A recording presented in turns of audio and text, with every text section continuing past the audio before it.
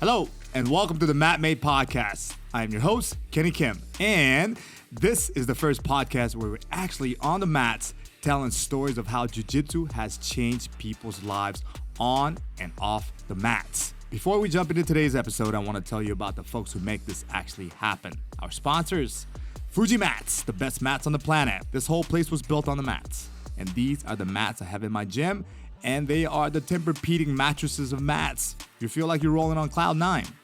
Fuji Mats has been a huge supporter of Matt Made, and we are so proud to have Matt Made's name partnered with the best mats, Fuji Mats. Check out their website and use the coupon code MattMade for 10% off everything, including their home training mats, gis, rash guard, any other jiu-jitsu gear you need. And also my favorite recovery drink, Hoist. Hoist is an IV level hydration that actually tastes good. After you train, you need to put some fuel back in your body, and Hoist is the best recovery drink on the planet. They are proud sponsors of the U.S. military. You can pick them up online, Food Lion, Winn-Dixie, Walmart, or even better, get your gym to start carrying Hoist. Thank you so much to Hoist for being a supporter of Matt Made Mission. We'll be talking a little more about them later on in the show. Today, my guest is none other than my good friend and Ricardo Liboria Jiu-Jitsu black belt and a former UFC fighter, Dean Yero Thomas. Dean was featured on The Ultimate Fighter 4, The Comeback, and holds notable victories over UFC lightweight champion Jens Pulver, UFC welterweight champion Matt Serra, and Strikeforce lightweight champion Clay Guida. Dean has been a fighter, a trainer, a coach, and is now a commentator for the UFC and is regularly featured on ESPN. You can also catch him on Dana White's Looking for a Fight and Dean Diaries on YouTube. Today, Dean is going to tell us his story of how he started out teaching himself jiu-jitsu in his backyard to fighting in bars and becoming the very first UFC fight in Las Vegas. I'm incredibly happy and honored to have him here on the show with us today. Now, let's roll. Dean Yero Thomas, which I want to talk about. What, man? What? Are you of a South American descent? No, I'm not. It's my parents are from Philly, so I have no idea where this comes from. I thought it was a joke because if you see his name, it's Dean Yero. I'm like, okay, money. All right, Dean Yero. I thought it was like, okay, man, he just came up with this nickname, Dean Yero, the Money Thomas, right? And then I was booking his flight, right? I said, Dean, a while back, send me your ID. He sends me his ID. First name, Dean. Middle name, Yero, like Y-E-R-O, Yero. Dean Yero. I'm like, oh my God. The whole time I thought it was a nickname. No, so right now there's a tweet going out where somebody was like, who has the worst nickname in MMA? And Bilal Muhammad was like, clearly it's Dean Yero Thomas. And I'm thinking like, that's my real name. Right. That's my real name. And then like there were people defending me, go, oh, it means money. And I'm like, actually, it's just my real name. Right? It's not a nickname, it's my real name. So I got the worst name in MMA apparently. I don't think it's no, it's money. So it's Money Thomas. It's still money. Yeah. I mean, it's not the worst name, but like how did you ever ask your parents like? No, well, I mean, it's Arabic. So, you know, my brothers and my sister, we all got Arabic names. Okay. Because, you know, my parents were, you know, they grew up in Philly in the 60s. So they were like, kind of like on this pro-black hippie thing. Okay. So we all got these Arabic names. Like my brother is Brahim, Ahmadiyya, my other brother Haran Kareem. Dean is Dean Yero, but Dean is like, it's Arabic for religion. It means religion. I don't know what Yero means. So I don't know what that part of it means. No, they were doing something one night and they were like, you have Dean Yero? Okay. That's what I think. That's what I think. They just kind of messed up I think they spelled something wrong in the hospital. Yeah. So I don't know how I got that, but well, welcome. It's a pleasure and an honor to have you here with us today.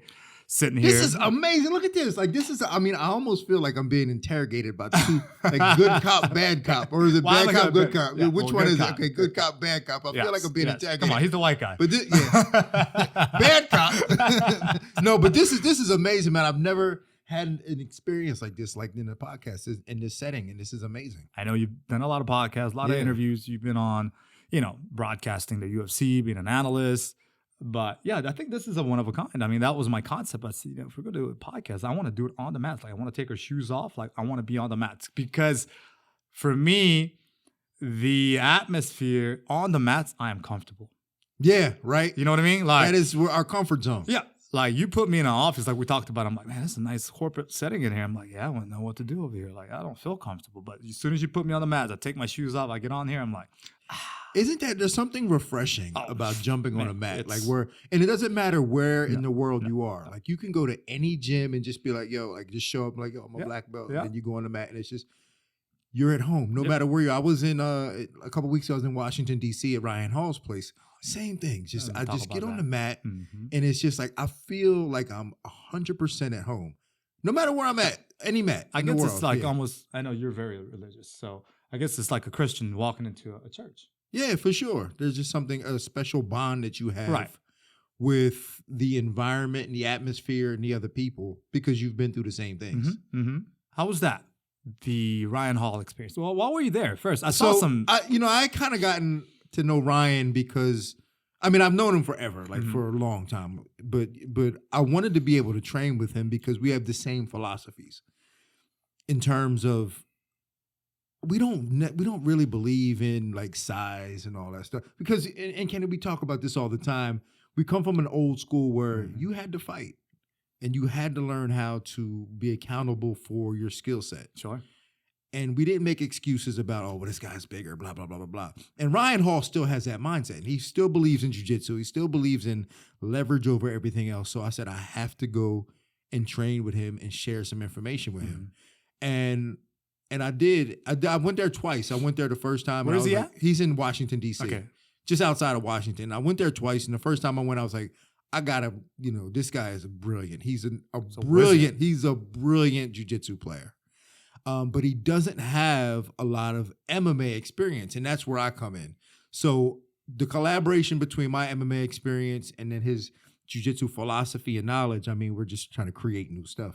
Is he still fighting? He's still fighting. He still has his deal. But the problem is he's older now. How old is he? He's got to be, I think, 37 or 38. Okay, he's getting up. So he's getting up there. But he doesn't have a lot of miles.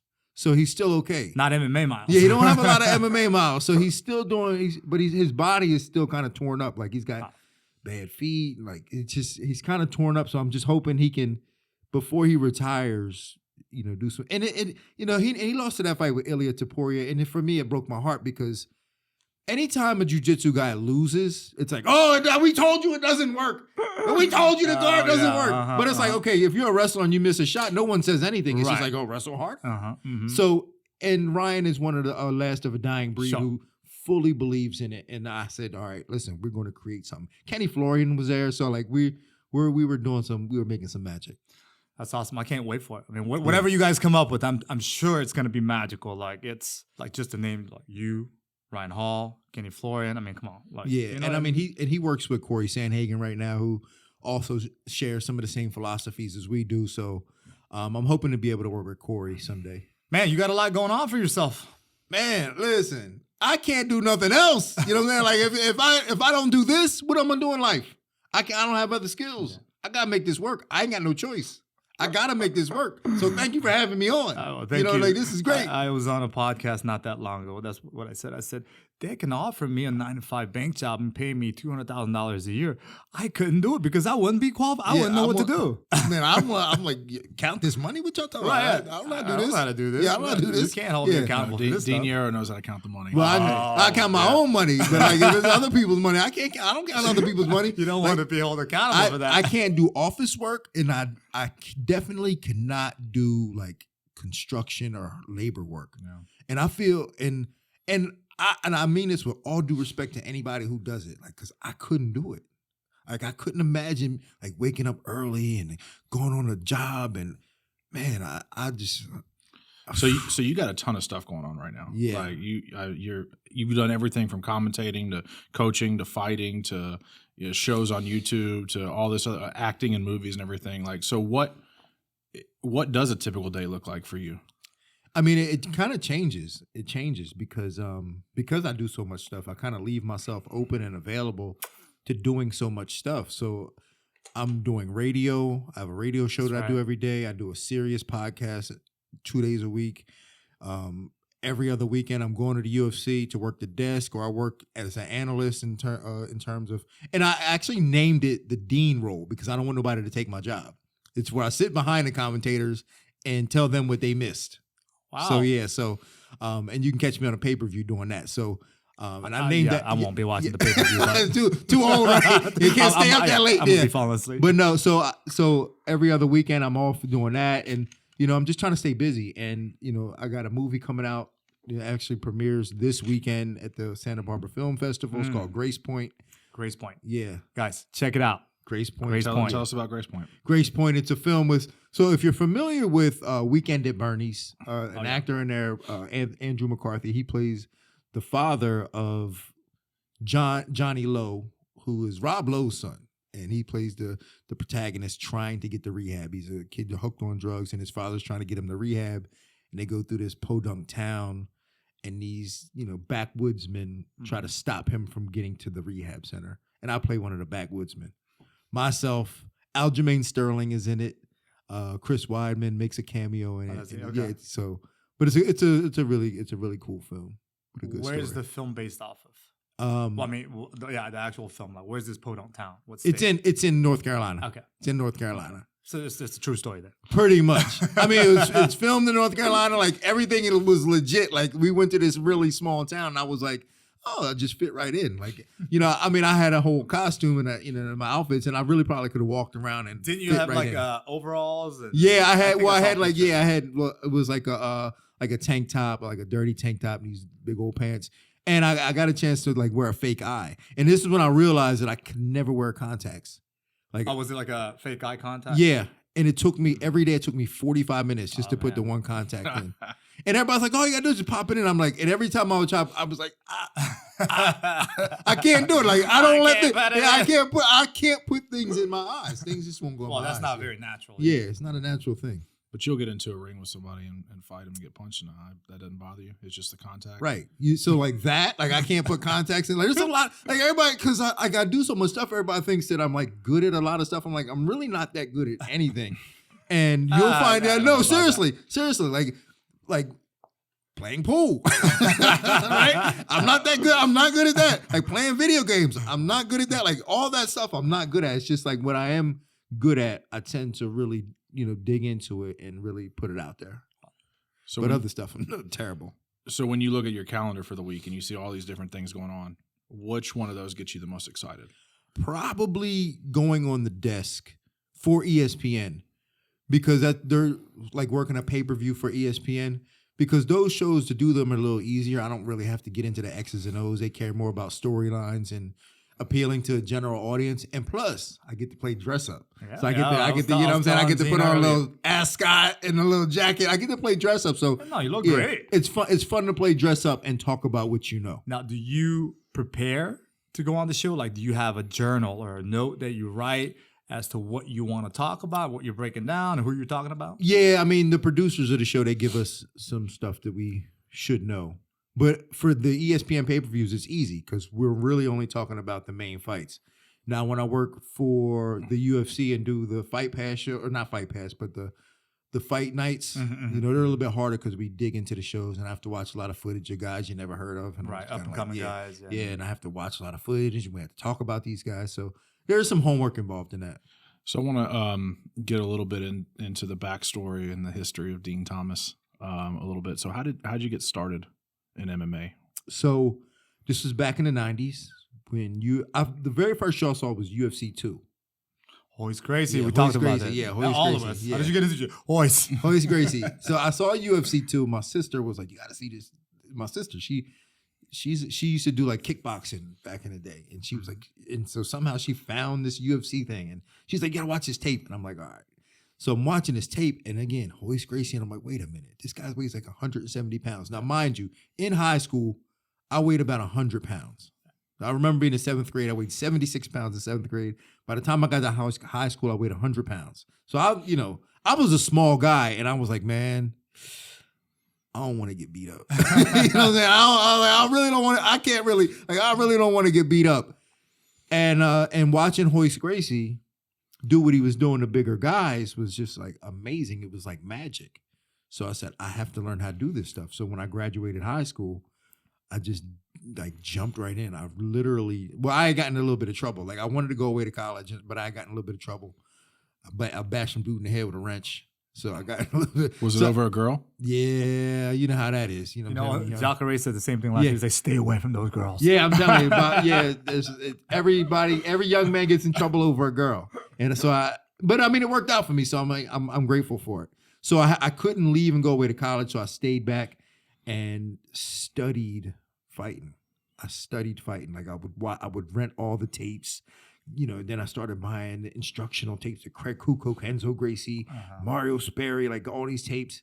And me and my buddy Paul Rodriguez, who actually runs ATT in Orlando now, because he's from my hometown, and we would just practice in the backyard. So you guys didn't have formal training? No, we just practiced in the backyard. In the backyard? Yeah, in the backyard. On the grass, and then we bought some gymnastic mats, and then put them down. And was it majority of like just jiu-jitsu moves, or mostly jiu-jitsu moves, just practicing that? But then we would just mimic what we saw on the UFC. Like we would try to spar around, the hood sparring, you know what I'm saying? and then after we did that for about a year or two. And then he moved to Orlando. Paul Rodriguez moved to Orlando, and then I eventually followed him up there, and then we started fighting up there. You know, they started having like little shows and bars. This was before it was regulated. But you were fighting before you had formal training. Yeah. Yeah. How'd that go? Not bad, actually. I swear. Well, because no one had like formal training. Like no one was any good. And I remember the only people that had like formal training were like some jiu-jitsu guys with like blue belts. And man, if you had a blue belt back in the 90s, you was the baddest dude around. You know what I'm saying? Like, you was the baddest. Like there was. I say that like a purple belt is seeing like a Bigfoot, and then a brown belt was like a fairy. And, and then seeing a black belt was just this like. It was a god. Yeah. It was like this moment, So like there were like that's what I was competing against, just like blue belts. So I could hold my own to these guys. You were athletic. I was athletic, and I understood the moves from practicing them so much. I didn't know how to do them, but I understood the mechanics a little bit. Yeah, just understood the mechanics of it. But I tell you what, though, learning that way actually helps me now, because I think outside of the box. Like I don't have a filter like other coaches. Like if you come from a wrestling background, when I see a position, they see it as a wrestler. I see it as a dude who's just looking at stuff the same way I did when I was learning it. So I think I have an advantage over a lot of other coaches and analysts in the game for that reason. Yeah, I think you do, because when I hear you talk about the fight game and breaking it down, I mean, you really make it easy for people to understand it too, whenever you're breaking these things down. I mean, I feel like I have to, the hard part for me is I have to talk to the general public without insulting the knowledgeable. Mm-hmm. So like that's a kind of a challenge at times. It's always challenging. You can't please everybody. Yeah, right. And it's like you do it one way, they cut you out. You do it another way, they hate you for it. Yeah. You just got to do yours, All right, so you're fighting in bars. Yeah, I'm fighting. So I'm fighting in bars. So I mean, and this is why like it blows my mind like how far the sport has come. Like these guys are. We talked about it earlier. Remember talking about the UFC? Blows my mind because like I remember. The very first time I got paid, I fought in a show. Like this too, right? I mean, it's happened so fast. What, the first time No, the evolution. Oh, yeah. I mean, it was just like, boom. Yeah. It's just like overnight. Like one day, it's one thing. The next day, you're... Think about it. You're fighting in bars and 18 years old, and look at yourself now. You're one of the analysts working behind the desk at the elite MMA organization in the world. I mean, I can watch UFC on the plane. And you're in it. And then you're in it. Yes, exactly. I'm like, is that me? Like sometimes I'll be going through the airport and I'll look up on the TV screen and I'm like talking on one of the screens at the airport. And I'm like, oh my God, this is wild.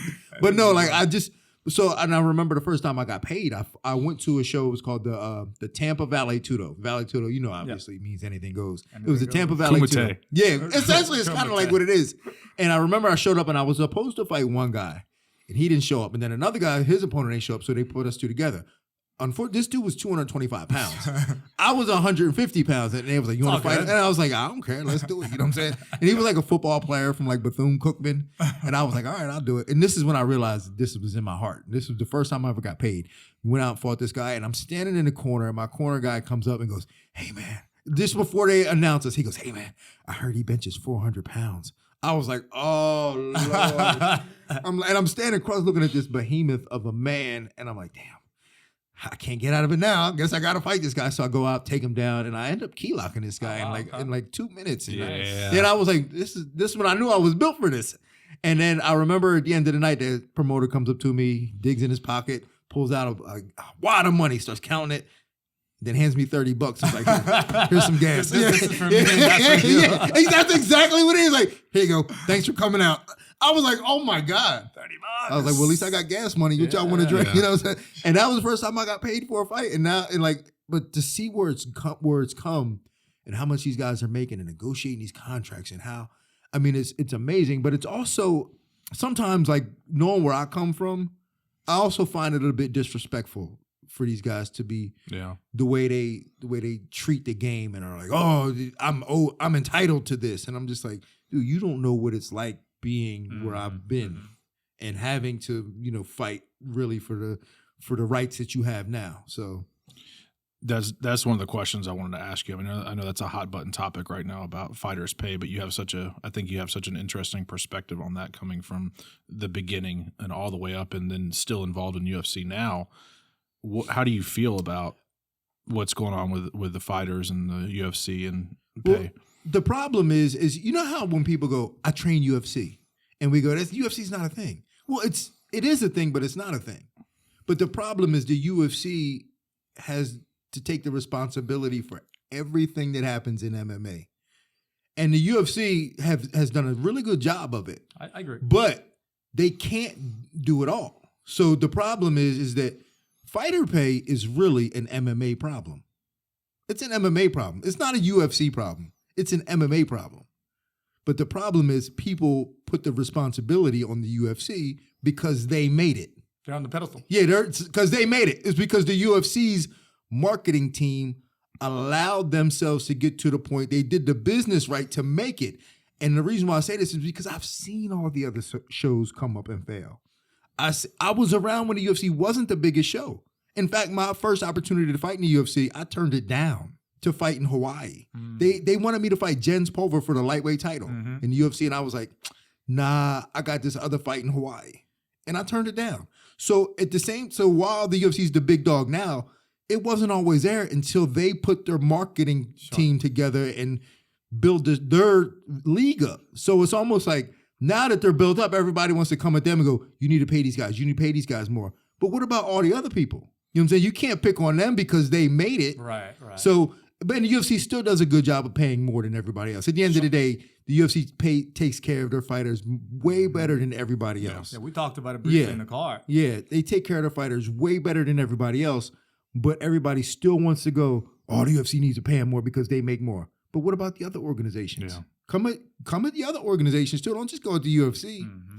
Yeah, as a business owner and an entrepreneur, I love Dana White's responses of like, okay, either go start your own, or go somewhere else and get paid. And get paid. Well, so I mean, everybody says that, right? But you know who never really chimes in on the conversation? Other promoters, because they know better. I'm gonna keep my mouth shut. Just don't bring me into this. You never hear like LFA come up and like, yeah, UFC needs to pay him more. Right. Or Bellator don't say that. Nah, I'm gonna keep my mouth shut. And then look at Habib. Habib had his own organization. Right. And he did about, 4 or 5 shows or whatever. And now what? His biggest star was Kevin Lee. And what did Kevin Lee do? Just signed with the UFC. Yeah. Kevin Lee was like, yo, man, it ain't, I need to get back to the UFC. So that just goes to show you that, like, everybody, comes down on the UFC for their fighter pay. But at the end of the day, fighter pay is an MMA problem, not a UFC problem. And the UFC still takes care of everybody better than. I think it's not only just MMA. Well, with MMA, we're talking about fighter pay, but like people, let's say jiu-jitsu tournaments, for example, people are like, oh man, this tournament is ran so bad. They don't have this, they don't have that. And then same thing, all these different tournaments pop up and then silently they're gone. Yep. Because they can't run it. They can't run them. Oh, we're going to do it for the people. We're going to charge $50 an entry fee. That way everybody gets to compete. Okay, well, where are they now? Yeah. I'm not saying that's not good. It's just it's not feasible for a business to sustain its path without making money. Right. Yeah. So with that being said, so the IBJJF has to be a solid. I mean, they've been around forever. So clearly they're doing something right. Right. And I know a lot of people might not like them or whatever, but clearly they're doing something right. If they're still around, they're doing something right. They're getting bigger and bigger. And if they're getting bigger, then like they're they're doing something very right. Mm-hmm. So I mean, you can't really hate on them for that because they're around and they're still giving people opportunities to do what they love. Yeah. So at the end of the day, like if they're around giving up people opportunities to doing what they love, shut up. You know? And I think the good news is that the future is bright for this business. I think that the pay is coming because, I mean, we were just talking about how quick it's gone from nobody's getting anything, $30 to fight a giant that you were getting to now some of the guys getting paid a lot, right? But I think about back like football, baseball. I mean, back in the day when those sports were starting, these guys weren't getting. Oh no! Like these guys, like some of these guys had second jobs. You know what I'm saying? Like they, I mean, it's just the nature of the game. So it's coming. Yeah, I believe that. I got a friend in the soccer business, right? So I asked on Atlanta United's team, I'm like, how much do the players get? Like, I know the inside guy. How much do the players make? Not the top guys. Like, let's just say a normal guy. I said, normal guy like could make 60 to 80,000 a year. That's just like a 9-to-5 job for some people. Yeah. You know, and it's that's a not like professional. and that's a professional. They're not making these millions that you think they would. Right. And this is Major League Soccer. Soccer. Yeah. So they're making about 60 to 80. Yeah, I mean, depending on who they are. Yeah. You may have one player that makes, a couple of million. Mm-hmm. Right. And I think all sports are pretty much the same in terms of that. I mean, but then they talk about like, the NFL, the league minimum and all that. But you can't compare that because first off, like to play in the NFL, like you got to go through a lot. You know what I'm saying? You really got to go through a lot to. But even in the NFL, you take a B-string guy and see how much he makes. Not much. Right. I mean, I think the league minimum was like 180,000 or something like that. But I mean, to get there, you have to do a lot. But they're also a part of a team, and they, you know what I'm saying? They're also a part of a team, and they are relied upon to do something. Like fighters are pretty much at the end of the day, like pretty much expendable. Like we can just plug somebody else in, so we don't really need you. Yeah, exactly. So we don't really need you unless you are drawing in the numbers. Mm-hmm. But in the NFL, like they need those guys, and if that's not the guy. Then they're going to bring in the next, but they need those guys to help them win. So you had 36 MMA fights, is that right? That's what the internet says. Yes, yeah. If that's what the internet says, I'm not going to argue with the internet. Yeah. That's a lot of fights. Yeah. Yeah, I mean, but I had a lot of time to do it. I mean, I fought professionally for 15 years, so I had a lot of time to put that in. It seems like a lot, but I had a lot of them, like early in your career, you're fighting a lot. Especially back then because there were no regulations. Right. So like, if you had a cage and you had a bar, you do a fight. I remember these local fights, they would do like 2 to 3 fights a night. Yeah. You get done, it's like, oh, the other guy dropped out. You want to fight again? Sure. Yeah. I just had a couple of beers, but we'll go out and fight. I mean, that's the way it was. I mean, it was literally the Wild Wild West. So, I mean, being able to come up during that time, like I said, it gives me a greater appreciation of where we are today. But I have 36 fights. I got most of them done earlier, and then as my career got more, you start getting tired. Yeah, you start getting tired, and you're just like, do I really want to do this? Yeah. The paycheck. I need the money. I can't do nothing. I can't do nothing else. I need the money. I can't do nothing else. So I mean, and it worked out for me. I mean, it really did. It worked out for me. So let's go back to your jiu-jitsu roots. Mm-hmm. Other than the backyard wrestling that you did, watching VHS tapes. Who did you start training with? Like formally, like who did you start training? So all right, so back then, how I first got like legit technique because most of it was from videotapes, but I got legit technique from doing a lot of seminars. So the very first seminar I did was in 1995 with Hicks and Gracie. I drove my car to Charlotte, North Carolina with a buddy. We did a 2-day seminar. It was 4 hours a day. I slept in the car. I had no money. I slept in the car. Did the 4 hours, slept in the car, did the 4 hours, and drove home all the way back to Florida. Then I did a seminar with Hoist Gracie. I did a seminar with Half Gracie. I did seminars with Marco Hua. So like I was getting like filling in some of the holes by doing these seminars. But it wasn't until I moved to Orlando. Like I said, I moved to Orlando after I started fighting. Moved to Orlando and I started training with this guy Marcelo Grosso and Dino Sharim. They were these Brazilian guys that were out in Orlando. and then another guy named Andre Linares, who was out in Orlando. So like I started training with these guys. They were black belts. Who I don't even know if they were black belts. You know how like at that time, like if you were getting your black belt on the plane. Yeah. Like exactly. Yeah. So I don't like, but they were like good, and they invited us in, and we started training with those. So like that's kind of how I started my jiu-jitsu, like straight jiu-jitsu roots, was rounding it out with those guys. Starting the gi? No, this was all no gi stuff. Like, cause in your backyard you don't have a gi, so it's just like. No, I'm saying when you went in with those guys. Nah, it was still no gi at the time. I actually didn't start training gi. I mean, I did a couple times just because like you kind of had to, but I didn't really officially start training gi until Laborio. So then when I got with Laborio at American Top Team back in like 2001, then I put on the gi and was like, man, it's kind of cool. This is awesome. And then, so I started training with the gi with him. What, did you have a rank when you started the gi? Blue, because in 1997, I went to a seminar. It was in Jacksonville. It was with Hoist Gracie. And at the end of the seminar, he had us all rolling around with each other, and he was walking around checking us out. And at the end of the seminar, he was like, man, you're about a blue belt. And he gave me a blue belt. Yeah. So well, I probably put in more time than a blue belt. Yeah. So, I mean, because, training by myself with my boy, you know what I'm saying? Like I said, we had to figure out how that works. So like I said, I was pretty good at it without having like an instructor. Yeah. So like I was in this place and there were all nerds in there too. You know what I mean? It was like today, like it's like college wrestlers and a bunch of tough dudes. Yeah. But like they were like back then it was a bunch of nerds in there. So I was like in there just like tossing them around.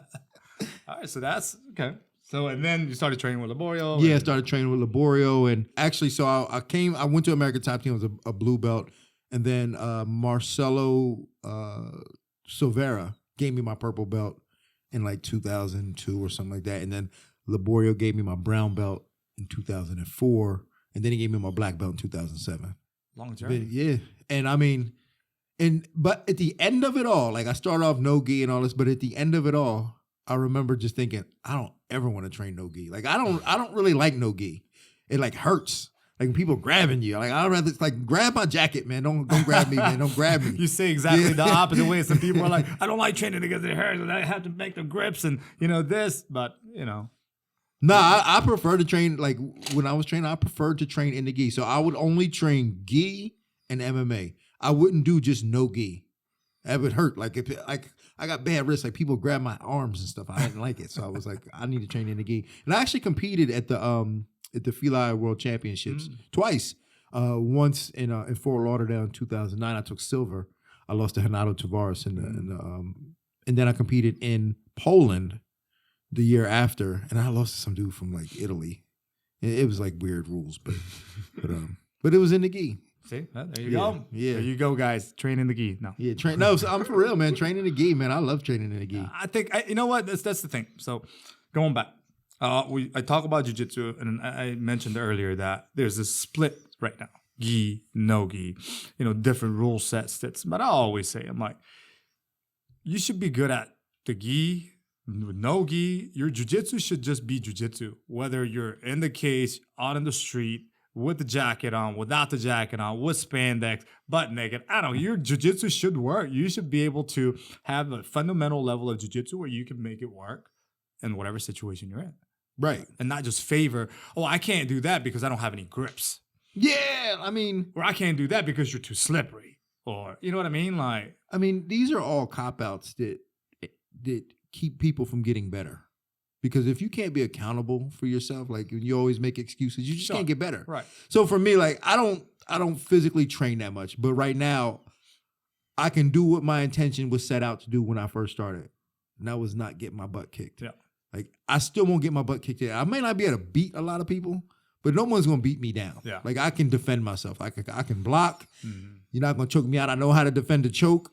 You might mount me, but you're not gonna armbar me. Right. So like I can do what I need to do, and that's all I care about. That's right. Yeah. So like my jiu-jitsu is compatible, and that's in any arena. Gi, no gi, MMA. Like you're not gonna hurt me. Yeah. It's so important. Yeah. I try to implement those ideas to my students when I teach. And I'm not saying you should do only gi or you don't need. I think you should do both. I think you should be transmissible in both. Right. And, for sure.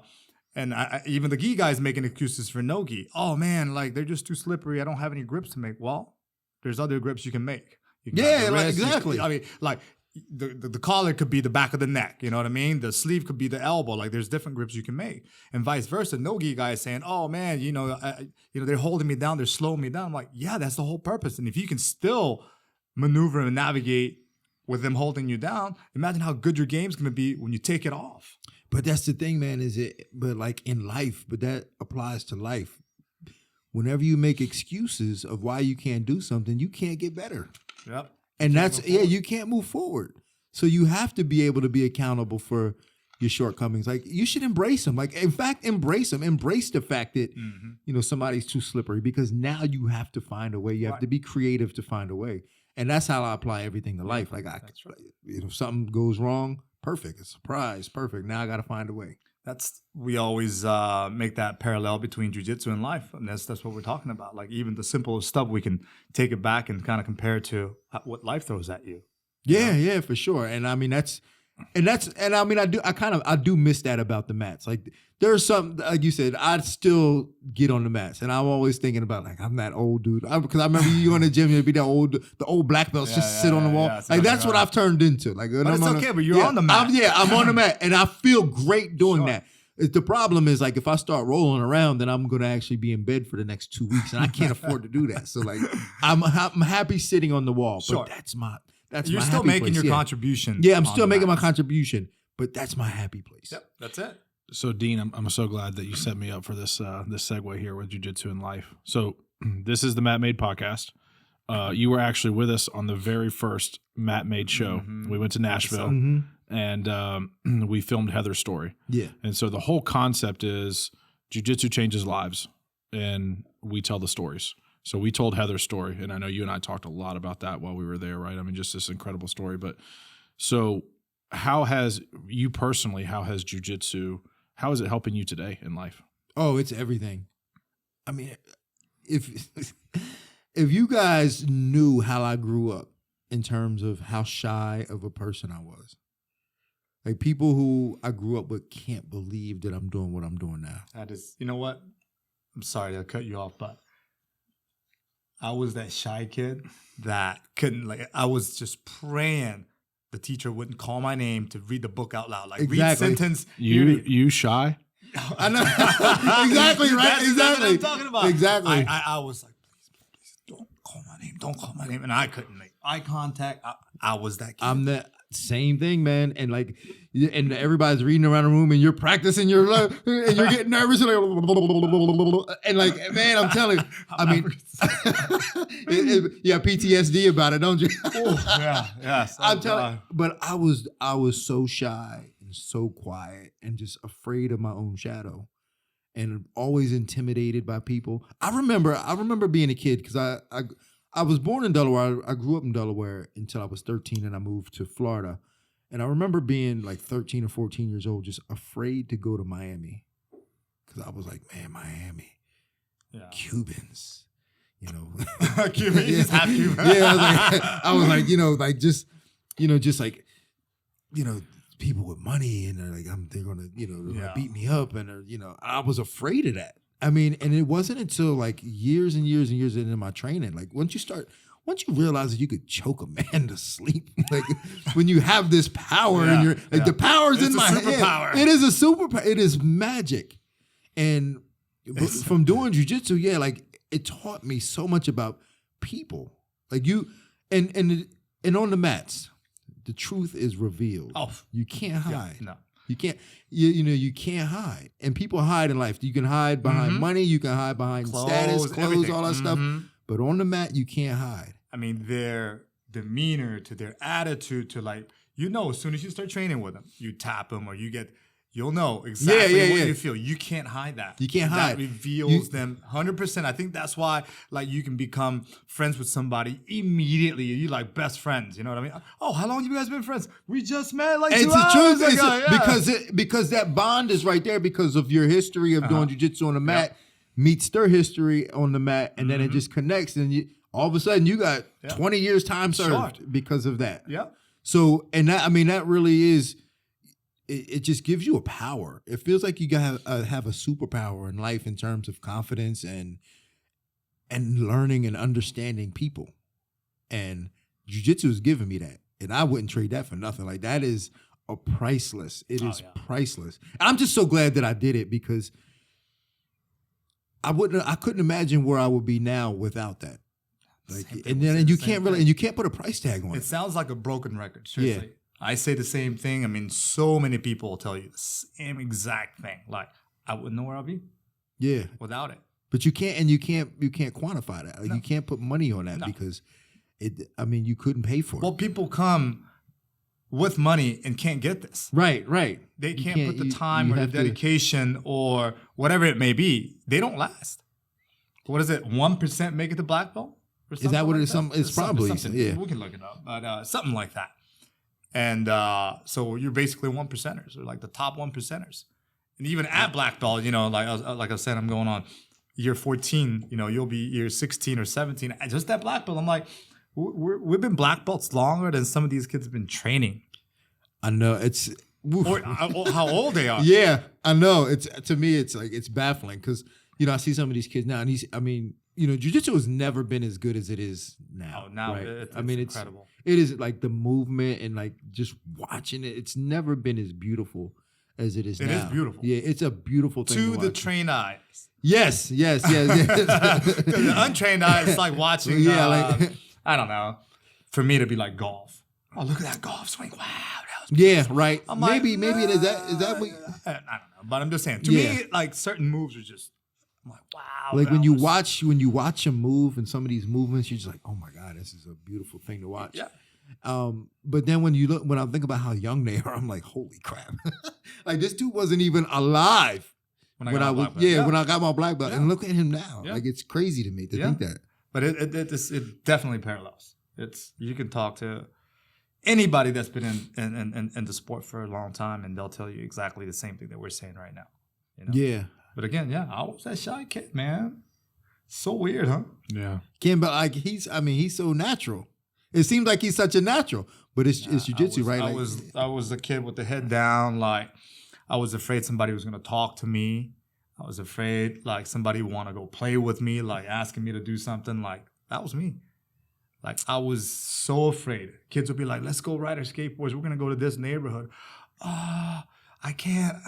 Like, I would be scared to get in trouble because I didn't obey my parents. Like, I left my house, or, I was one of those kids, like, very timid. And I know, and this is why I think jiu-jitsu is good, especially in the right environment, because, and Ryan Hall said this. He said, I got into martial arts because he had some beef with some guys in the industry, and he said, I got into martial arts to get away from these type of people. Yeah.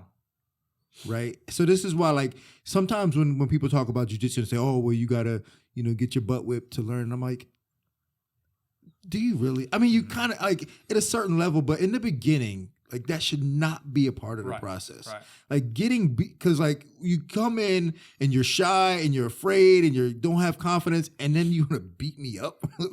Like, that's the last thing I want. Like, I didn't come here to get that. So I think, when we were talking earlier about, like, your progress, your programs, and the way you organize it and educate people in jiu-jitsu, that's beautiful. And I think that, getting beat up in jiu-jitsu comes later. Sure. Like, that comes, like, you're going to want to get beat up. Yeah, like, at a time you embrace that.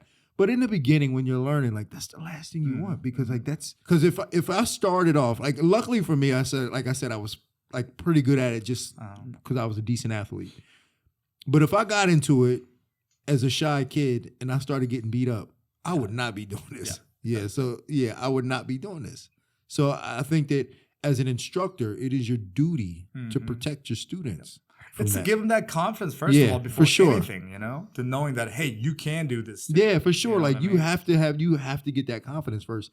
And I think that is the responsibility of every instructor in the country, in the world, to give. And I think every black belt that starts to become a coach, become an instructor, I think it's imperative that they embrace that. It's not only teaching techniques, right, but also knowing what each individual is there for. Yeah, for sure. Maybe, you have a group of 30 to 50, so you can't get to everybody, but you should know, like, this 50-year-old guy isn't here to be the next world champion. This guy is here, or maybe he is, you know what I mean? So you have to kind of cater to each individual as their own goal.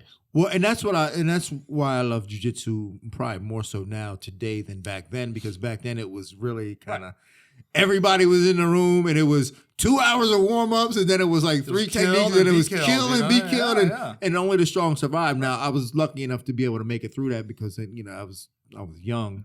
But if you're 50 years old and like you lack confidence at that age and you're getting bullied, man, jiu-jitsu is for you. You just make sure you go to the right place and they take care of you. And that's the whole thing about Matt May that we're doing is like we're trying to connect these people with these stories. All these stories that we're putting up on our Instagram pages and on YouTube Shorts is that somebody out there is going to resonate with what you're saying. Oh, I was overweight. I was this. Oh my God, that's me. Yeah, for sure. We just got a message, guy said, I've been out of jiu-jitsu for 10 years. He said, after watching your videos, I just found a local school and joined. Thank you. Like we get messages like that makes us feel amazing. That's empowering. You know what I mean? Like, and that's the whole reason we started this. That was my idea when I first started this Matt May thing. It was just like, man, it has done so much for me. How do I empower others? So Kenny got a message 2 months ago with a guy that said he's been watching the videos and he was going to commit suicide. He said, I got a gun in my lap. I was ready to. And one of our videos popped up on Instagram with Michael Wishnia, who talked about his struggle with suicide and how jiu-jitsu's helped him. And all that. Marine. And he said, I put it away. He said, I put the gun down. I'm going tonight to join a local jiu-jitsu gym. No kidding. See, I mean, and that's powerful. That's powerful. That is like, I'm getting goosebumps right now. Yeah, I mean, it gives you like a chill, right? I got a chill just thinking about that, how impactful that can be. And that's why it's so important. I remember you remember David Camarillo, right? So I remember years ago, I had a conversation with him about jiu-jitsu and David Camarillo was the man. I mean, he was at that time. Like he was when he was at his peak. He was training with BJ too. He was training with BJ, and he was black belt in judo, black belt in jiu-jitsu. I mean, he was like one of the head guys on the West Coast. And I remember talking to him, and I don't think he really understood how powerful it was because he was saying, man, it's just jiu-jitsu. It's not like it's like building a house or doing anything like that. And I was kind of like, dude, do you understand? Like you can change people's lives doing this. And I don't know if he changed his tune on that, but unfortunately, some people still think that way. There's some younger guys that come up that are and they're like, I don't care about anything else. I just want to score 2 points so I can get my gold medal. Like some people, which is okay. Like, look, I'm not fronting your goals, right? But I myself want to share the benefits of jiu-jitsu, right? More than just that aspect, just the one aspect. Because it's more than that superficial, that's nothing. Like get a medal or just choke somebody. I mean, it's that's what really Laboria said. Laboria said, he's got all these titles too. He said, at the end of the day, it's just a piece of metal. It doesn't even mean anything. Yeah, he's like, I don't even know where I have them. Right. He's like, but when I'm at the university, seeing these kids for the first time, getting their first role and getting the confidence to move on in the world, he said, that's what jiu-jitsu is. He's right. Yes. And you can't, and like I said, I think this was at a time maybe David Camarillo might have been burnt out or who knows, who maybe changed his tune. Maybe he still feels the same way. But to me, I will never forget that conversation though, because I remember thinking this way back then, even back then thinking it like, this is important for people. Yeah. Like, it's important for like people's livelihood. Sure. Yeah, I mean, we have on now the Matt Made site. You can go to stories, and we started categorizing them by these stories. So you can go on there and you can click on, people that have struggled with alcohol, weight loss, autism, PTSD, death of a loved one, PTSD, and all these stories from these people. And we've got almost 100 of them on there now. But you can click on one and just see, like, because if that's you and you're struggling with that thing and you click on that and you see 10 people that are going through the same thing and you're like, man, it's not a fluke. Yeah. I mean, we get messages every day. Thank you. Yeah. Thank you. Like, it's like, I needed that. That is me.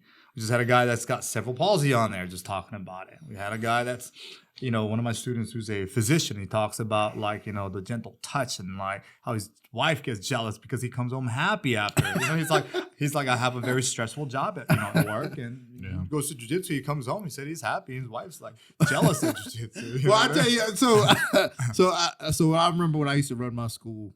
I had a couple of schools back in the day, and that was the thing for guys who didn't want to go home. Yeah. Like guys kick them out. Yeah, for sure. But you know what? At the end of the day, it probably saved marriages. Yes. Yeah. Because they didn't go to the bar or they didn't do something crazy. They didn't do nothing crazy. They were coming in and like, then they got stress relief and they went home and were probably happier people. Right. And they better to their wives because of it. Mm-hmm. Other than just going home and like, getting in these little cat fights. Right. But I remember I used to have like it was like a whole club of like middle-aged men. They were just like so happy to come home and get away from, or come to the gym and get away from home and then go home, and it was just much better people. I was talking to one of my students last night. I said, hey man, why don't you come to a Sunday? We have a competition. He's like, I'm here 6 days a week and my wife will kill me, but I sure do want to. If she ever goes to war, I'll be here. He's like itching, he's like jonesing for it. Like, man, I'm telling you, people, and not, if you haven't experienced it, you may not be able to and relate to it. It's a form of therapy. Yeah. It really is. We hear that in so many of the stories. They're like, this is my therapy. And it's jiu-jitsu, but it's the environment. Like if it's a toxic environment, you're not going to get that therapy. Yeah. And that's, you know what I mean? And that's why it's important to maybe do some research on different academies, right? You have to do research on that. So that's where we come in. Yeah. So we've even thought about that. And so we got Matt our website now. It's getting done. 7,000 jiu-jitsu school in the U.S. It's a directory, and you're going to be able to pinpoint your city, read about it, like their categories, what they have, what they offer. We're going to offer, a verification process where like, are they background checked? Do they have this? Do they have women's classes? Do they have showers? They're going to be able to do all the research before they even step foot in there, like virtual tours. I mean, that is.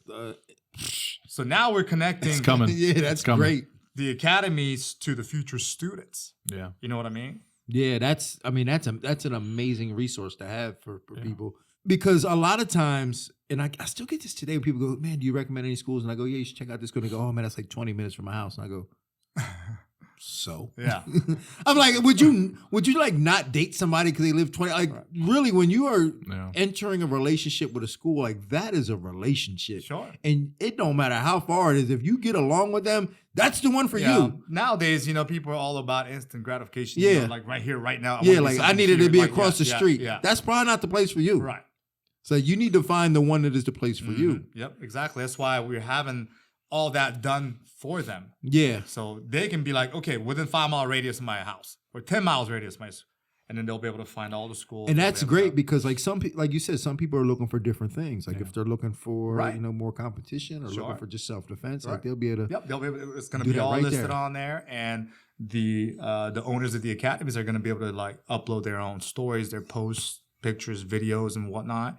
And so, man, it's all going to connect people. And we're also going to have some sponsor like, instructionals. They can be like, oh, I want to watch the instructional. Here's someone's YouTube channel. Boom. Here's a product that I can buy. Here's a great gi. Like everything is just going to be intertwined. And I love that direction that jiu-jitsu's taken, and I think that actually opens the doors up for more unity as opposed to much more. Because it's been so segregated for so long, and I think that had a lot to do with the competition and the fact that there was no reward other than just bragging rights. So it was always, you had to be proud of your academy. And I'm not training with those guys because I represent all about teams, our team won, our team, this and that. Because there was no money involved in it, and it wasn't really about what we're talking about. It was all about competition. But now, when there's so many other benefits, I think that opens up a lot of doors for unity and just people coming together. And now it's jiu-jitsu, it's just jiu-jitsu. Yeah, yeah, and we're trying to, with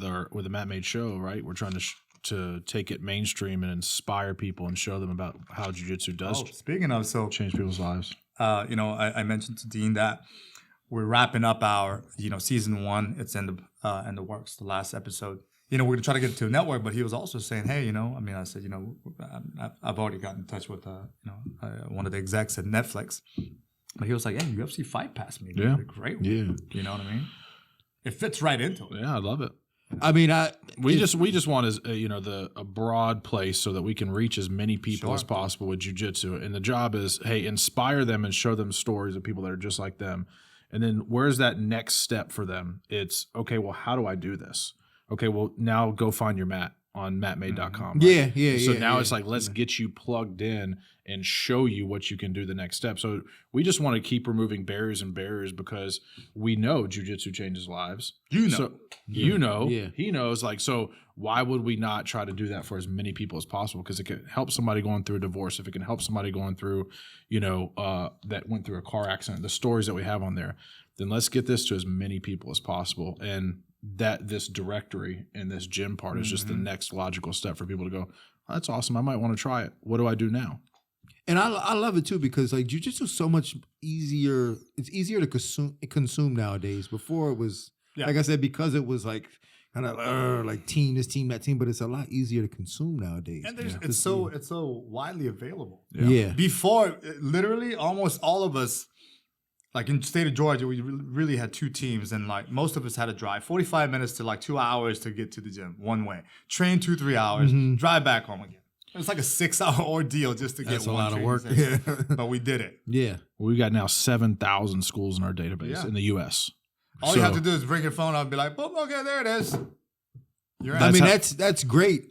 Literally, because people ask me all the time, like, where should I go? And like, if I can just like, go to Matt Made. Yeah. That's the goal. Look it up. Right. Just mattmade.com, put your city. That's it. And it just Yeah. pulls it up. And then you can basically categorize like, all right, I need this. I'm looking for showers. I'm looking for this. I'm looking for that. I'm looking for kids class. No showers. Yeah. Well, they're out. Yeah. Well, but you know what, man? But it also, I think that something like that also forces academies to be step up. to step your game up. Standards are gonna go Yeah, up. step your game up Because if not, you're gonna be at the bottom of the list. Yeah, for sure. Like, and then you ain't got no one to blame for your lack of students. Because that's what we do. That's what oh, well, they stealing my students. No, they're not stealing students, man. They just have a better program.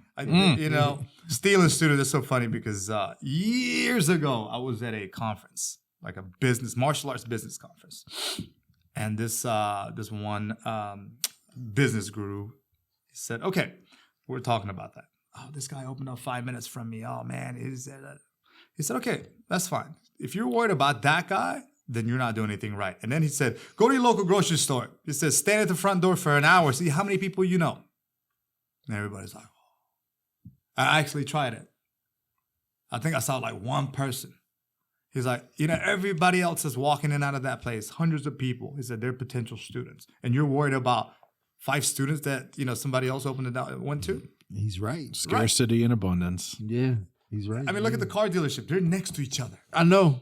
Look at the grocery store, gas stations. Clubs. Yes. Things be next to each other. Right. And I used to say this, like, especially with kids, the martial arts school is not your competition. No. It's soccer. Mm-hmm. And all these other things where that are like Other having all these kids, yeah. all these other activities. So like, don't be mad when somebody don't think he's just stealing your students. That reminds me of Extreme Ownership by Jocko, his book. It's like, then you got to step up, take responsibility because it's your damn fault that they left. Yeah, for Not sure. them. Yeah. You're not doing your job. Yeah. It's you. Yeah. I believe in that, man. And I think that's a lost, I don't want to say art, but it's kind of a lost, like accountability is just a lost art. Like people just don't want to be accountable for nothing. It's always pointing the finger. You did all this. Well, again, going back though, jiu-jitsu teaches you that. Yeah, because you can't lie. You didn't choke me out because, oh yeah, he's just better. No, I mean, oh, he got lucky. No, he's just better. You messed up. You didn't do something. Like, take accountability. Yeah, you got to be accountable for that, or else you're never going to get better. And that's the only way to get better. That's why a lot of people quit because they can't accept the truth about it. Yeah. But that says a lot about people's character. Sure. Right. So that's what we talk about. And that's why like if you're on a mat in a good environment, that you're around good people. Yep. Because good people, like bad people, weed themselves out of a good environment. They'll find a way to get it. They'll find a way out. So yeah. That's what I always say. Like, we have a great environment because once they come in and they don't feel like it's their vibe, they're out. Yeah, exactly. And as long as you maintain that culture, you're always going to have a good environment, and it's only going to grow from that. It's hard to break that up when you have a good environment. Oh yeah. You know, it's when you have a group of people, solid group of people that stands by what you believe in, they can't penetrate. Yeah. So what are some of the best cultures that you've walked into? Best gyms, best places? You've been all over the world. Yeah, I think, the best places, I can't like put a finger on any one place, but the best places tend to have certain things in common. They're not too big, and there's a hierarchy of respect. And it's not like a respect where it's like an intimidation, like I'm afraid Bow of this. down Yeah, to like me. it's not that. It's a respect where a mutual respect between the instructor and the students. Actually, maybe I can't like Matt Serra's place is pretty damn good. Like it's because he's. Well, just I mean, so fun. anything Matt Serra does is good. I know, right? So Like, but that's just him. Like that's just him. Like he's a TV character. So like he brings a certain energy to any place he goes. But places that are not too big, where students get lost in the shuffle, but where everybody's like family, and places where like the kids come and train, and then they stick around while their parents train, or vice, you know what I'm saying, or vice versa. So those are the best places, But sometimes we get caught up in, I gotta have this affiliation, I gotta have this name, and like that's not really what does it. And again, it's accountability. I remember people saying, "Oh man, I need to grow my school, so I need to get an affiliation." I go, "The hell is an affiliation gonna do? Yeah, you need to just be better to your students. Yeah, treat them better." So if I'm a new student and I walk into a gym and I see families training, right? Kids. yeah. That's You're in. Stay. Sign up. Dude. Pay for the year. Yeah, pay for the year. Yeah, if you walk into a gym and there's a mother and a father, and then the kids are in their gis on the side, playing on the side, and the kids are. That's the place to be. Yeah, that's the right place. I got to give a shout out to Kenny then, because that's exactly what happens at his gym. And my son trains there. I mean, he's been there for 2 years, and there's a lot of families, a lot of kids bring their parents. Eventually, right? The kids start, or and vice versa, and then the parents. Yeah, but there's a lot of awesome families that all train together there. It's a beautiful thing. Yeah. So I'm telling you, like that is a sign. That is a sign of a healthy environment. Of a healthy environment. Now, here's a sign of a toxic environment. When you're in there and like, and dudes are walking around, no shirt on, spitting on the mat. Like that's if you walk into a place and you see that, you see like dudes walking around throwing snot boogers on the just leave right down in there. Yeah. Or cursing. Yeah. Like that's a bad place. Yeah, it's a bad place. I always tell my guys, I'm like, hey, it's be respectful. Yeah, women here, kids here. Like, you don't want to be, it happens sometimes. I mean, like during training, they get so hard, like, oh my god. And I'm like, I mean, we ask them nice. I'm like, oh, I'm so sorry, I didn't know that. And they'll put their, gi back on with it. I mean, it's just out of mutual respect. Like, it's just it's not just you in here. This is a public space. Right. Public place. A lot of people share. Everybody's sharing. And there's a vulnerability about this. Like the people are being vulnerable, allowing themselves to put them in a position where other people are touching them. Right. And touching people is it's not normal. Like, especially in our society. Yeah. Because I mean, like if you look at the Europeans or even the South Americans, like this, I'm fine. I like even guys, I don't like the Brazilians, they hug, they kiss, but we don't do. We do a lot of nice to meet you, just one of these, and we're very, like standoffish a bit, like very defensive. Don't touch me, like you're too close to me, like But jiu-jitsu kind of cures that. It's just weird. Even now when I talk to my students, when I talk to people, I'm always touching them. Sometimes I'm like, man, maybe they're gonna take it the wrong way. But I'm always like, my hands on the shoulder. I'm like tapping them, like, hey, I'm always like, you're tapping them, yeah. Not like that tap, but you know what I mean? Like my hands are on them.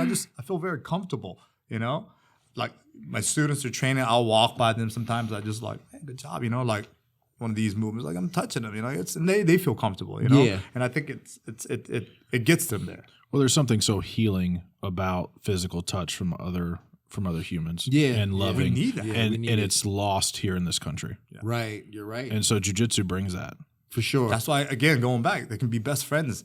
Literally afterwards, everybody's sitting on the mat like this for like 30 more minutes. I'm like, guys, let's go. It's 10 p.m. I need to get some sleep. You had that problem, right? Yeah. Because it becomes the local yeah. hangout. Yep, yep. And that's that's a good That's a sign. good sign. That's a good. Yes, that's it is another. a That's good another good. That's another sign. Like when class is over and people are just hanging out. Yeah. Like if people are hanging out at your place afterwards, I know it could be annoying for the the owner or the instructors, but No, it is a good sign. a really good sign. Sure, it is a good sign because you built something where they want to be there. The energy is there. Yeah. Where it's just not. It's not a place where people just come in and go, okay, let me do my thing and then leave. Yeah, let me get in and beat some people up Right, and then leave. Like leave. that's a bad place. Well, I'll go back to like when we were in Nashville for the first episode of Matt Made, right? And we were at Milton's gym.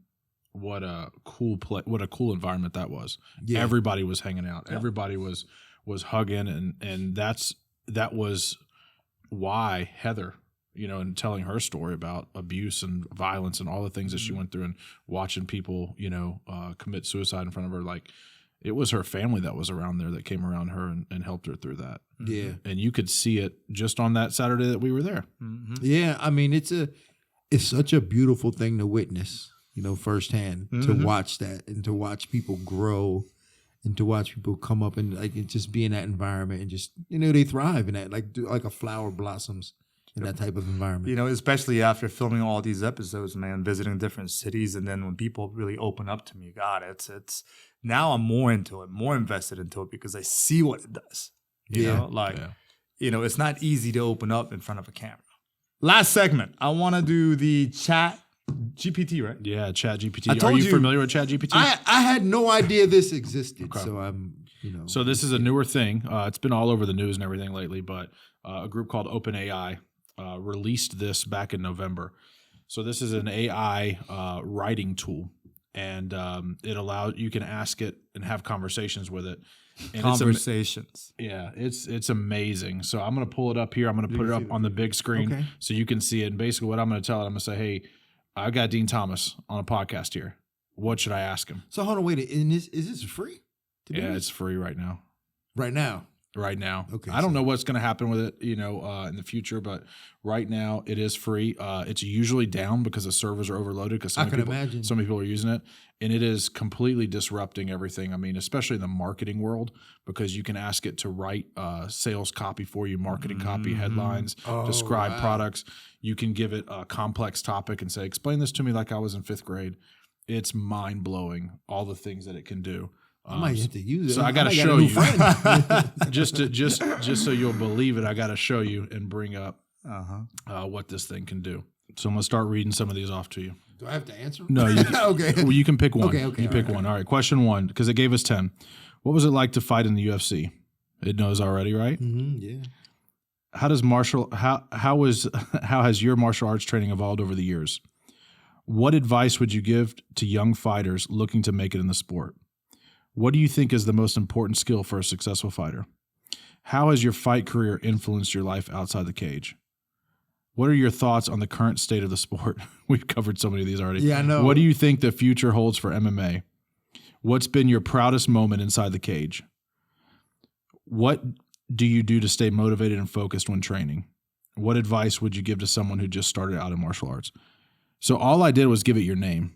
And that's what the man. And it says, here's the questions you should ask them on a podcast. I could have just turned my computer around and let you talk the whole time. Yeah. We would have been done. So I'd like to hear about maybe your proudest moment inside the cage. Proudest moment inside the cage. I tell you what, and the only reason why I can really quantify this is based on emotion. So the most I've ever got emotional inside of a cage, believe it or not, it wasn't even one of my fights. It was when Tyron Woodley won the belt against Robbie Lawler right here in Atlanta. And I just remember it was so much work put into the camp and how motivated he was for that fight. And for me, I never won a championship. Mm-hmm. So to be a part of his process, it was almost like I got it that way. So when he won the UFC welterweight title, that was my proudest moment. Man, that's deep. Yeah, and I remember just getting pretty emotional during that. That's deep. Yeah. Because it just speaks highly of like you as a coach. You know what I mean? Like you're being invested that much Yeah, to yeah. feel that emotional about somebody else's big achievement. Of course, you had part. Right, but like, you know, as a fighter, it's kind of like as a fighter, you're just kind of, you know, you're like, win, lose, you know, I'll get over it, you know, like especially when you lose, you're like, oh man, this sucks, and then you're like, all right, I'll get over it. But and then when you win, you're, you know, hot for a minute, and then the next day you go to the store and you're still the same person, right? True but when you help somebody else do something great, I mean, you just really feel prouder, you feel stronger because I know that I help this other person. I mean, the only way to compare that would be like if my son was able to achieve something great and I was there for the process, and you know what I mean, to see that and feel that. Yeah, you know what I mean? yeah. That's the only way I would know how to describe that feeling. Yeah, I mean, it definitely touched me, and so like that, I would have to say that. Is Tyron done after the Jake Paul knockout? With I hope so. I hope so. I know he had talked about doing it, but I'm like, he's like 40 something. I'm like, stop, man, come on. I mean, he's financially well off. Yeah, right? I mean, he's doing a lot of TV now, and he was in. I mean, he's got doing movies and a few rap albums that didn't do too well. You know, I think he's done that. I think he's okay. He might be finished with his music career, but he's got his his TV career. He's doing a lot of different things. That's for him. I mean, he's the most resilient human being I've ever met in my life. Well, that's probably why he made it to the top. Yeah, for sure. I've never met someone who could just let things roll off his back like him. Just wake up in the morning and be like, okay, everybody hates me. Let's go get them. You know, like I never met somebody who was that Again, strong. That's why he became a champion. You know? Champions are made that way. Yeah. What else you got? So here's the benefits of jiu-jitsu. Number 1, improved physical fitness. Jiu-jitsu is an excellent form of exercise that promotes physical fitness, flexibility, balance, and coordination. It increases strength, power, and endurance. You agree? I agree. All right. Number 2, improved mental health. Wow. Jiu-jitsu is an effective form of stress relief and can improve mental health. It encourages mindfulness and teaches discipline. That's excellent. Yes. Number 3, improve self-defense skills. Jiu-jitsu is an effective form of self-defense. It teaches techniques to protect oneself and subdue attackers. Number 4, improved confidence. How much did we talk about this today? Yeah, for sure. Learning and practicing jiu-jitsu can increase self-confidence and self-esteem. Big one. And number 5, improved social skills. For you two, right? Yeah. Both of us. Wow. Jiu-jitsu encourages teamwork and cooperation with other students. It also provides a great way to make new friends. Look at that. You know, so when I look at this list, right, my only problem with it is, I mean, I don't know if they did it in chronological order, but I would have it probably the other way around. Right. Okay. Like, Sure. yeah, improve social skills and all that stuff. I would have those. Even like the last thing, honestly, would be the physical part of it. Crazy right there, which is encourages mindfulness and teaches discipline. Like one of the students that he's 60 years old, doctors that just did a story with us, exactly what he said: mindfulness. Yeah. We have to be like, that's the one thing like about you in jiu-jitsu. You have to be in the moment and paying attention. Yeah, and discipline. Yeah, man, it's crazy. Can you have him draw that picture? Yeah, we'll see if the right picture. Yeah, let's see. I told him to come up with a picture of Dean Thomas in the UFC, but this is they got you looking. Is that me? Yeah, you look pretty good there, man. I do look pretty good. You look like a Dean Herschel Walker. Yes, that looks like Bigfoot. For a while, I was like, "Is that Francis Ngannou?" Yeah, it looks like. Look at those shoulders. Oh wow, yeah. That's what it thinks you look like. So your future's looking good in the AI world, man. So, put in Kenny Kim Jiu-Jitsu. What to see if anything pops up. It doesn't have anything for Kenny Kim Jiu-Jitsu. So far, I'm liking what AI has done to me. Yeah. AI's been good to you, man. Yeah, it has. Like, look at that. Wow. Yeah. That's Very awesome. Cool. All right, let's start wrapping it up. What's next for Dean Thomas? Is this you just keep out hustling, or what's next? I'm just out hustling, man. I always, every day I wake up, I always say this is the beginning. So I feel like this is just the beginning for me. So I want to do more. I can't do enough. Like I always want to do more. Yeah. So I fill my schedule up day to day, and every day for me is an audition for the next project. So I want to do more and keep going. But it's also important to me as I'm going to bring everybody with me. Mm-hmm. When you get my saying is, send the elevator back down. So you get up, send it back down, put some more people on it, bring them up. So that's my goal. Well, I love it. I love it is because, I made a phone call to Dean. I text messaged him probably a couple weeks ago. And I said, hey, man, what's going on? You busy? He's like, what you need? I said, hey, I started this new podcast. And he said, when? He sent the elevator down. Yeah. Let's go, man. Yeah. And I said, I have this date. Okay, let's do it. Boom. Amazing. That was it. That's it. That was it. And I just want to say, man, I really appreciate you taking, like you just talked about, your busy schedule, taking this entire day, being here with us, podcast. Obviously, we're doing some other filming today, and then we're going to be visiting my school. Hopefully, my students will get a little treat tonight from the OG. Ooh. Yeah. Yeah. But yeah, I had a great time today. We talked about a lot of things and mostly about the benefits of what these physical mats have done for us and what it can do for others. You want to add anything? I just want to say thank you. Thank you for your time. No, thank you. I thank you guys. For me, I see what y'all are doing. And if we can get more hands on this and get this out there, it can help more people. And that's what this is about. Yeah, it definitely is. So, well, anyways, guys, this is the Matt Made Podcast on the mat. This is your host, Kenny Kim, and my co-host, Reggie. And we're closing it out with a big oos. Thanks for being with us, Dean.